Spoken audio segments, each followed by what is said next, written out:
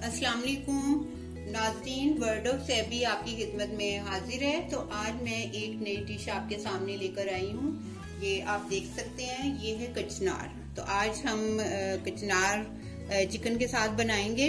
तो ये देखें, ये बिल्कुल ये समझ लें कि फूल की ये कलियां सी होती हैं जिनको बर्ड्स कहते हैं। तो ये छिलके मैंने इसके उतार लिए, ये टहनियां सी थी, ये सख्त थी और ये बहुत सॉफ्ट है। ये इसको हमने सिर्फ 2 मिनट के लिए इसको हमने अलहदा से उबालना है और इसमें मैं इतना सा ये नमक डालूंगी। उसके बाद फिर इसको छन्नी में छान लूंगी। तो ये हमारी रेडी हो जाएंगी। फिर जब हम गोश्त बनाएंगे तो उसमें फिर हम इसको भून लेंगे। तो अब ये मैंने पानी रखा हुआ था, तो ये आपके सामने मैं इसमें डाल रही हूँ।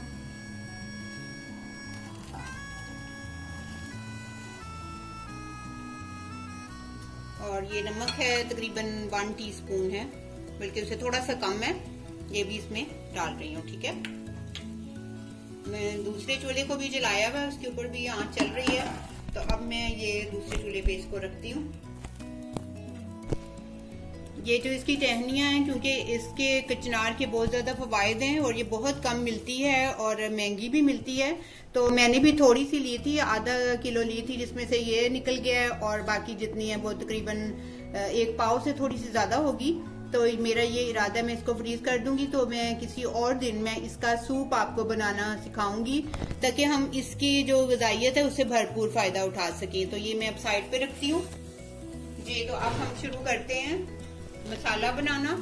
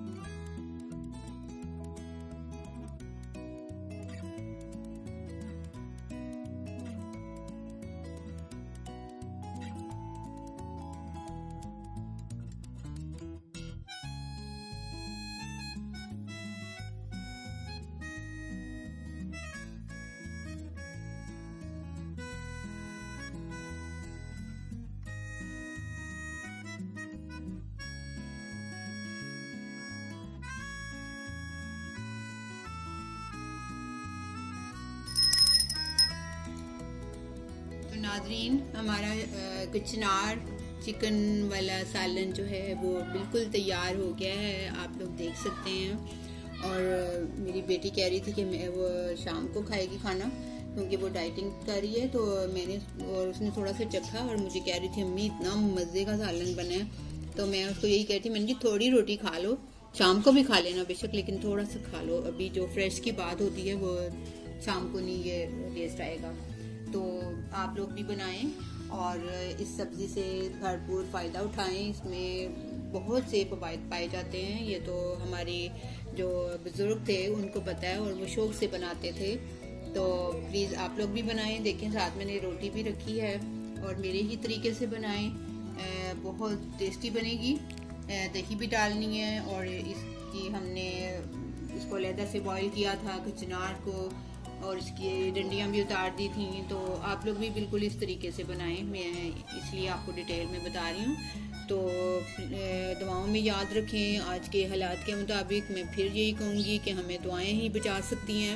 और उसके साथ ये है कि हमें अल्लाह पे तवक्कुल करते हुए अपने ऊँट के घुटने को बांधना ही होगा, यानी हमें सबब इख्तियार करने होंगे। तो दुआओं में मुझे भी याद रखें। तो प्लीज़ मेरे चैनल को सब्सक्राइब करें और लाइक भी करें और कमेंट्स भी दें और मुझे मशवरे दें इस लिहाज से कि किस तरह से हम एहतियाती तदाबीर करके अपने आप को भी और दूसरों को भी बचाएं। बेहतरीन तरीका ये है कि अपने घरों में हम रहें और ज़्यादा से ज़्यादा इबादत करें और दुआएं करें। और मैं ये भी बताना चाहती हूँ कि चीज़ें भी मतलब चीज़ों का भी मतलब वो हो गया है, आप समझें कि कम हो गई हैं, बाज़ारों में लोगों ने सब मतलब इकट्ठी कर ली हैं।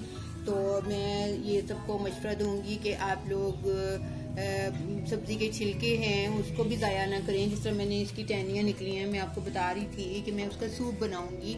तो आप लोग मेरे से पूछ सकते हैं कि हम किस तरह से अपनी किफ़ायत शारी से काम लेते हुए किस तरह से हम बचत कर सकते हैं अपने घर के बजट में।